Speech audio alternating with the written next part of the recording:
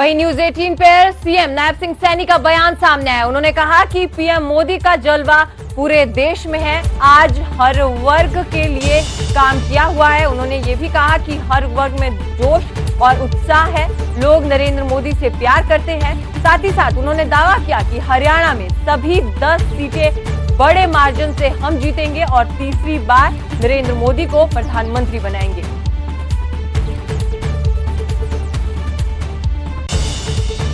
क्योंकि आज nomination file करने जा रहे हैं और अलग अलग जगह। देखिए, मोदी जी का जलवा पूरे देश में है और जो काम नरेंद्र मोदी जी ने किए हैं, ईमानदारी से किए हैं, उसका परिणाम है कि आज हर वर्ग के लिए काम हुआ है। गरीब के लिए हुआ है, महिला के लिए हुआ है, किसान के लिए हुआ है, युवा के लिए हुआ है। हर वर्ग में एक बड़ा जोश और उत्साह है और देश नरेंद्र मोदी जी जैसे नेतृत्व के अंदर अपने आप को सुरक्षित और उसमें बड़ा विश्वास रखता है। उसका परिणाम है कि आज देश के अंदर बड़े मार्जिन के साथ, बड़े मैंडेट के साथ नरेंद्र मोदी तीसरी बार उत्साह काफी देखने को मिल रहा है। आज हुजूम जो है वो देखने को मिल रहा है, आप भी पहुंचे हैं। ये सारी जगह उत्साह है। आप अगर किसी दूसरे स्टेट में भी जाएंगे वहाँ भी उत्साह है। हरियाणा के अंदर पूरा उत्साह है, उत्तर प्रदेश में उत्साह है, राजस्थान में उत्साह है, पंजाब में भी उत्साह है, जम्मू कश्मीर हिमाचल में भी उत्साह है। नरेंद्र मोदी जी को लोग प्यार करते हैं, उनकी नीतियों को करते हैं। नरेंद्र मोदी जी ने ईमानदारी से गरीबी के प्रति लड़ाई लड़ी है और उसका परिणाम है कि लोग चाहते हैं कि ऐसा व्यक्तित्व जिसके नेतृत्व के अंदर ये देश विकास की ऊंचाइयों को छुए, उसको तीसरी बार। हरियाणा की आपने बात की, हरियाणा में किस तरह से माहौल देखने को मिल रहा है? आप भी लगातार कर रहे हैं। हरियाणा के अंदर 10 की 10 लोकसभा की सीटें बड़े मार्जिन के साथ जीत करके नरेंद्र मोदी जी को तीसरी बार प्रधानमंत्री बनाएंगे। वहीं गुरुग्राम लोकसभा सीट से बीजेपी उम्मीदवार राव इंद्रजीत सिंह ने आज रेवाड़ी विधानसभा के गांव में चुनावी सभाएं की और कांग्रेस पार्टी पर जुबानी हमला किया। राव इंद्रजीत सिंह ने कहा कि कांग्रेस जनता में ये भ्रम फैलाने में लगी है कि बीजेपी आरक्षण खत्म कर देगी और साथ ही साथ 400 पार के नारा जो है वो कामयाब होगा तो जाति के आधार पर जो मिलने वाला आरक्षण है उसे खत्म किया जाएगा, लेकिन हकीकत में ऐसा नहीं है।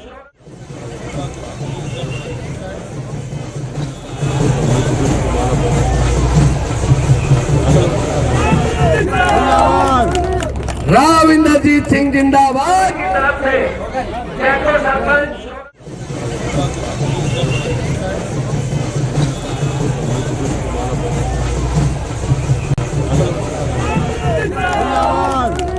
राव इंद्रजीत सिंह जिंदाबाद दिखा रहे हैं। लगातार चुनाव प्रचार जो है वो राव इंद्रजीत सिंह की तरफ से किया जा रहा है। आज जो है उन्होंने कांग्रेस पर जुबानी हमला किया। उन्होंने कहा कि कांग्रेस आरक्षण खत्म करने का भ्रम फैला रही है। अगर 405 सीटें बीजेपी को आ जाती है तो कांग्रेस ये भ्रम फैला रही है कि हम आरक्षण खत्म कर लेंगे, लेकिन ऐसा कुछ नहीं होगा। बीजेपी उम्मीदवार राव इंद्रजीत सिंह लगातार चुनाव प्रचार कर रहे हैं। हम आपको तस्वीरें दिखा रहे हैं, लोगों से मिलते हुए नजर आ रहे हैं।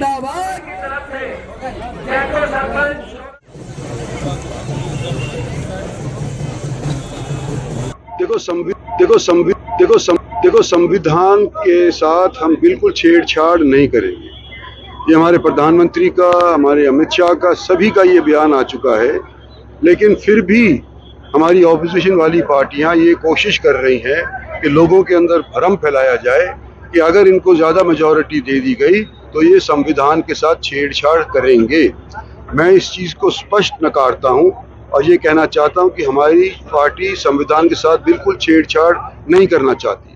जो हमारी पार्टी करना चाहती वो ये है कि जो कॉन्स्टिट्यूशन के मुताबिक जो रिजर्वेशन के हकदार हैं उन्हीं को रिजर्वेशन मिले। जिन लोगों को कॉन्स्टिट्यूशन के ऊपर अधिकार नहीं है रिजर्वेशन का, उनको रिजर्वेशन ना मिले। यानी कि मजहब के तौर के ऊपर कॉन्स्टिट्यूशन अलाउ नहीं करती रिजर्वेशन, हम मजहब के तौर के ऊपर रिजर्वेशन नहीं होने देंगे।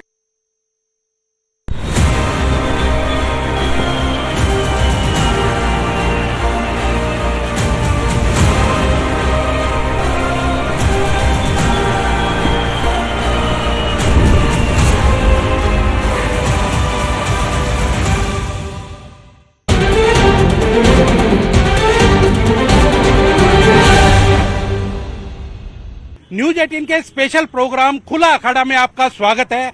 आज हम हिसार लोकसभा के अंदर पहुंचे हैं और हिसार लोकसभा का हाल जानेंगे, क्योंकि यहाँ का जो चुनाव है वो बड़ा ही रोचक चुनाव हो चला है। एक ही परिवार के, चौटाला परिवार के 3 सदस्य यहाँ से अलग अलग पार्टियों से चुनाव लड़ रहे हैं। वहीं जयप्रकाश, जो कि 3 बार सांसद रहे हैं, वो कांग्रेस पार्टी से चुनाव लड़ रहे हैं और वो भी अपने आप को देवीलाल का ही चेला बताते हैं। तो कहीं ना कहीं रोचक चुनाव जो है वो यहाँ हिसार में हो चला है और सभी पार्टियों के नेता यहाँ मौजूद हैं, कार्यकर्ता यहाँ मौजूद हैं। उनसे जानेंगे कि वो क्या कहना चाहते हैं, किस आधार पर वो वोट मांग रहे हैं और जीत अब की बार किसकी होगी। सबसे पहले शुरुआत जो मैं करूंगा वो भारतीय जनता पार्टी से करूंगा, क्योंकि भारतीय जनता पार्टी का अभी तक यहाँ सांसद था और सरकार भी जो है वो बीजेपी की है, तो सवाल भी उन्हीं से बनता है। नेहा जी, आपका स्वागत है।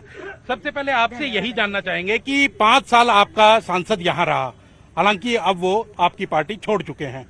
क्या ऐसे काम है जो आपके सांसद ने यहाँ किए और दोबारा जो है जनता आपको मौका दे? देखिए अंकित जी, सबसे पहले तो मैं आपको ये बताना चाहूंगी कि हिसार लोकसभा से जो हमारे पिछले सांसद थे वो भारतीय जनता पार्टी के थे और इतने लाखों वोटों की जीत के साथ भारतीय जनता पार्टी का समर्थन जो है वो यहाँ के लोकसभा की जनता ने किया था।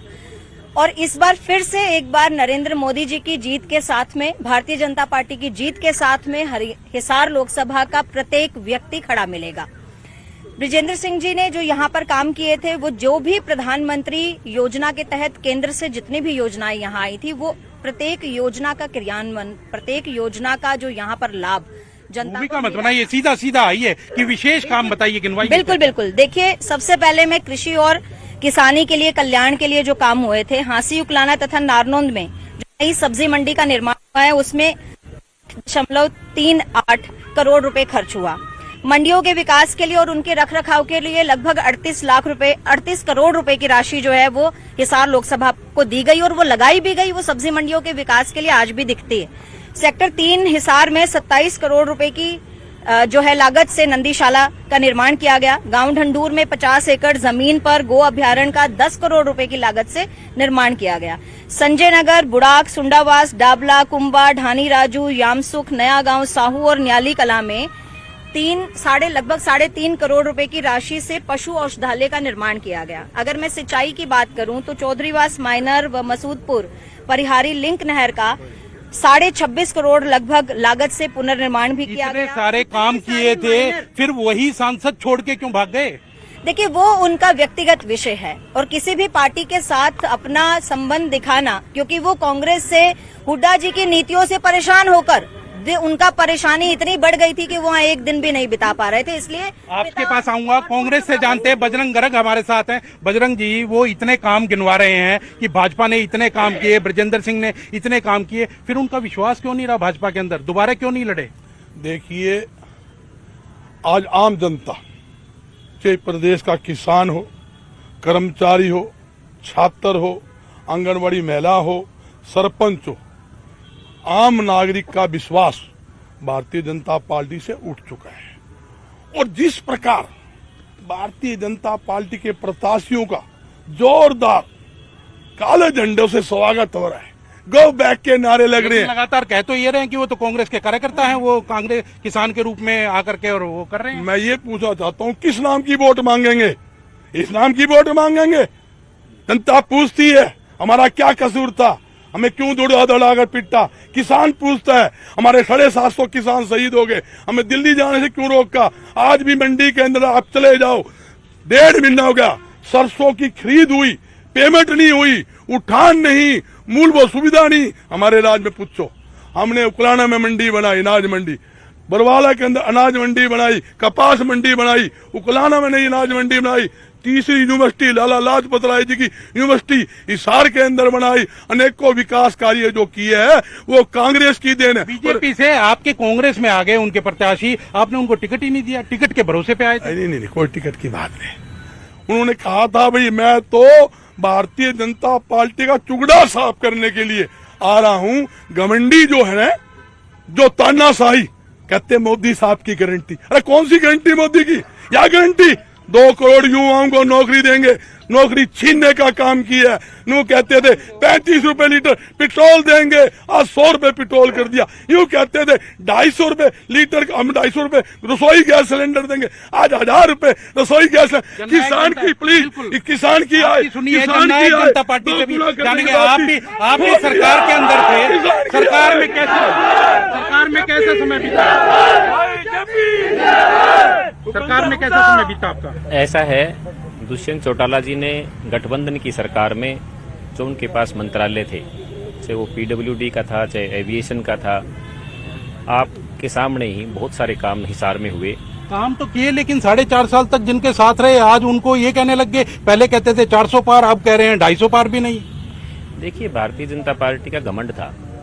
इंदिरा गांधी कहती थी कि इंडिया इज इंदिरा, और आज उनका उस समय जब जो घमंड था वो तब लोगों ने तोड़ा था, अब मोदी जी का तोड़ेंगे। लेकिन अजीत जी, आप लोग कैसे बदल गए एकदम 2 महीने के अंदर ही? कैसे बदल गए कि 4.5 साल तक तो 400 पार और अब 200 पार भी नहीं?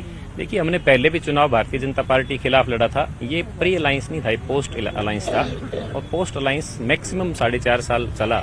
और जब तक दुष्यंत जी सत्ता में थे, आपके सामने किसानों के लिए चाहे कोरोना टाइम पे अस्थायी मंडियों का बात हो, आपके 72 घंटे में चाहे पेमेंट की बात हो, आपके चाहे उन्होंने जब सांसद थे ट्रैक्टर के ऊपर कॉमर्शियल टैक्स लगा था।